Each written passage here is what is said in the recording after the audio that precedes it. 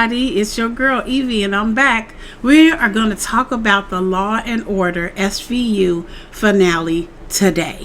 Yes, it's the finale. We're going to talk about it. You know what we do? We're going to go through how did it start, what happened, who did it, why, and how did it end. So, the title of this episode is A Wolf in Sheep's Clothing. It's season 22 and it's episode 16. Yep, took some notes. Let's get right into it. So, how did it start? Well, we see Fin and Phoebe are getting married. Carisi still has his license and he agrees to marry them. Now, we cut to a scene where we see a mom and a son and they're leaving their place. They have suitcases and everything. We learned that his name is Felipe, the little boy. He's about 9. And his mom, Rosa, they're going to a shelter. She's a single mom, and obviously she has no place else to go if she's going to a shelter. So we see that she's given a number to a social worker after they get into the shelter and they find out that they really hate being there. The social worker ends up getting her a great apartment. Now, what she has to do to keep the apartment becomes apparent real fast. Sex for the apartment. Wow. Well, her neighbor, Mrs. Swanson, comes to her door and tells her, we ain't running this type of place around here. And she's like, just mind your business. So Miss Swanson goes down to SVU unit and she tells Liv and Kat what's going on, and she says, I want to talk to someone in charge. So she talks to Liv and tells her that all kind of men have been going in and out of this particular apartment, and she suspects that prostitution is the reason why. Well, cue the music. Dun dun. So what happened? We see them investigate more, but Kat thinks the neighbor is just being a nosy neighbor. Like last week, she didn't believe the victim, and then this week, obviously, she don't believe this woman either. What's going on with Kat, y'all? You know what I'm saying? I thought she was smarter than that, but I've seen a lot of comments saying, Kat's not doing what she needs to do, and people are down on Kat, and I tried to defend her, but she's going to have to come on in order to prove to us that she's worthy of being an SVU. So anyway, they investigate. Rosa is looking for work, and they interview Felipe. Fin does. And he says, well, I thought you were coming to go in my mom's bedroom too. And he says, what do you mean? And he says, well, I usually put headphones on when I hear the men come over and go into my mom's bedroom. They're usually here to help fix something or to do something for us. So there's no problem. Well, he's 9. He doesn't know that his mom has to sleep with these with these men in order to keep this apartment. This is trafficking, okay? They're taking advantage of this single mom. Anyway, they confront Rosa at Felipe's school. She denies everything. She says, I'm okay. Leave us alone. So Liv decides, you know what? I'm going to take a closer look at this. And she does. Well, the head of maintenance and 4 other men, they catch them on surveillance camera. And they're seen frequently going to Rosa's floor and her apartment. Now, when they talk to the previous resident, because they thought, Miss Swanson told them about the previous resident and that she too had been going through this. So they track her down. They track Denise down, and Denise tells them that basically, she did what she had to do. And if Rosa's anything like her, she gonna do what she had to do too. She says her new boyfriend got that apartment for her, and Denise is some kind of way tied into all this stuff that's going on with Rosa still, even though she has a different apartment. Obviously, she's doing what she has to do in order to take care of her son. Okay? Got it? So, Proud Life is an organization that is being used to get single moms or moms with children into places that they can live, into jobs that they need, is trying to get them off the street. Proud Life is a wonderful organization, according to Deputy Chief Garland, and he tells Liv and them, go on over and speak to Catalina, because if there are any holes in this human trafficking thing, she would know about it. She would know what's going on at this particular apartment building, because in order to get in this particular apartment building, you have to be in the lottery. And the lottery has like 690 people to 1 getting in there. So it's really hard to get into this building. Okay, well, who did it? Let's go through that. Well, Chief Garland has to go to his 3rd deposition in the Javon Brown case. You guys remember him? The guy that was falsely arrested by Liv, the African-American gentleman? Yeah. Well, he's still suing them. So this is the 3rd deposition that Deputy Chief Garland has had to go to. And he tells Liv about it because she asked him, are you okay? He says, yeah, but it's going to be a price because I told them that we do need the training and stuff that we've been talking about. So ignore the fingernail polish on my fingers. Anyway, he says it's going to be a price. And he walks away kind of looking suspicious. So I'm thinking, oh my gosh, are they about to fire Liv? You know what I'm saying? I thought she was clear in all of this. Or are they about to fire him? Come on now. Come on. Tell me what you think. Comment below. You think he's in trouble? I do. Well, they go and talk to Proud Life and Catalina, who is the organization's head person. Well, Liv and Amanda noticed that her chief of staff, Catalina's chief of staff, is one of the guys in the camera footage visiting Rosa a lot. Yeah. He nasty, okay? He been over there getting stuff too. You know what I'm saying? So he's the chief of staff. There's something wrong here. So it seems like Nicole and Carisi are breaking up because the conversations that they've been having on the phone, and I'm smiling, y'all, because I want him to break up with Nicole. I ain't never liked Nicole to begin with. She was cute and everything, but you know how I feel. So anyway, they've been talking on the phone. He wants kids. He wants to be married. He tells her he's going to be officiating Fin and Phoebe's wedding. That's what I said. And she says that marriage is just an institution to keep people trapped. It's a crutch. And he wants a traditional wedding. He wants kids in the future. So they disagree on that. They clash on that. So meanwhile, Chief McGrath is yelling at Deputy Chief Garland. Yeah, his boss is in there chewing him a new one, y'all, for being honest at the Javon Brown deposition and telling them that they do need different training when they handle black people. And they do. The police need to be reformed. We have to take training. If you're a teacher, you take additional training. If you're a doctor, you take additional training. If you any kind of job you have, if something new happens, you have additional training. The police should do the same. Defund the police. And when I say defund the police, I mean go back to the basics, retrain people, and then put them back out there. Because obviously, with all this killing of African Americans and Mexicans and various other nationalities, and I didn't mean to say Mexicans, Hispanics, the police need to be retrained. They're not handling it well. We've seen so much death lately, but I digress. Let me go forward. So obviously the old cop in this guy does not think that they need training. So he's yelling at Chief Deputy Garland, and he has to let Liv and them know that this is a potential problem here. Now, excuse me.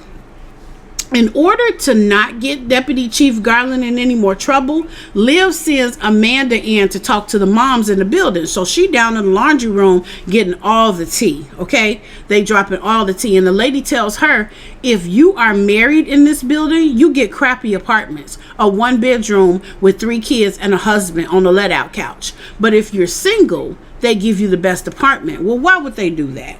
You know what I'm saying? So obviously the single moms are the ones being trafficked because they have no help. So why? Let's get into why. We see Lulu again, who's the ex-wife of Mickey. Remember him? He was the guy who was in the wheelchair that shot the guy that impregnated his 15-year-old daughter, Nivea. Remember? He killed him. So he went to prison. Well, that's his ex-wife, the one that was all strung out. Well, now she's clean. She's the mother of Nivea, and she wants her daughter back. And she's got a wonderful, clean, nice apartment, big and huge, in this building.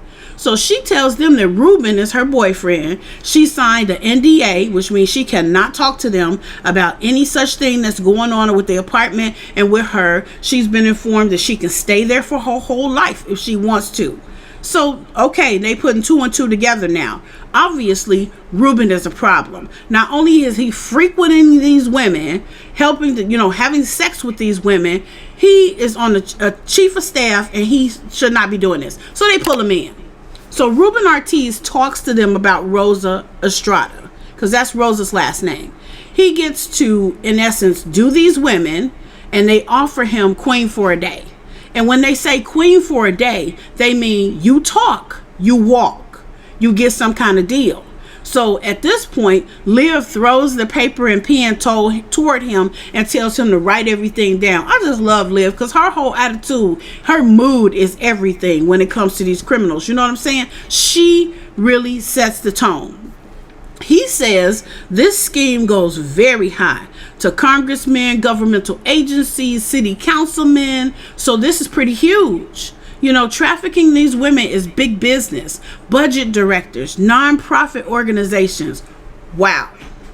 So Proud Life has been facilitating all of this. So they send in Lulu undercover because she agrees that if they help her get Nydia back, she will go undercover for them and talk to Catalina, which she does. And she catches Catalina in her lies. She tells her she needs a better lawyer in order to get her daughter back because they haven't got her daughters back like they promised. And Catalina says, well, we'll get you a job. You don't even have to, do a job. You just punch your time card and you'll get paid and you can keep the apartment and we'll get your daughter. In essence, she doesn't want her to talk about what's going on, but they get it all on tape. That's right, they get it all on tape, and she admits that she's making her sleep with these men. She is in deep doo-doo, y'all. Okay, so we cut back to Chief Garland, who's being told, by the NYU what's going on in regards to how they feel about him. Liv thought Catalina was bad. And Deputy Chief Garland thought Catalina was good. So he's affected. He thought that this woman was everything and that she was on the up and up. Well, at the time, he kind of clutches his heart. And I'm thinking, well, he's not feeling well. And then he kind of walks off. And in the distance, he walks over by the other chiefs. And they totally ignore him. They start walking the other direction. They are shunning him, y'all. Putting him in exile. So obviously they agree with this other cop that they don't need to teach their cops that are under them good manners and good sense. You don't treat people according to the color of their skin. You treat people according to their crime. You bring them to court and let them be tried for the things that they do. You don't kill us. You don't smother us. You don't beat us. You do your job. And then you deliver us to justice and let justice do its job. But that's not what they want to do, obviously, at this point. So they are shunning Chief Garland.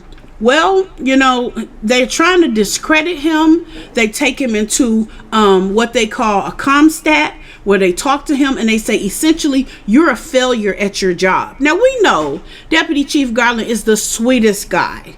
He don't want to go down without a fight. His dad has clued him in that they are after him. And that they're going to try to find anything they can in order to get him out of his job.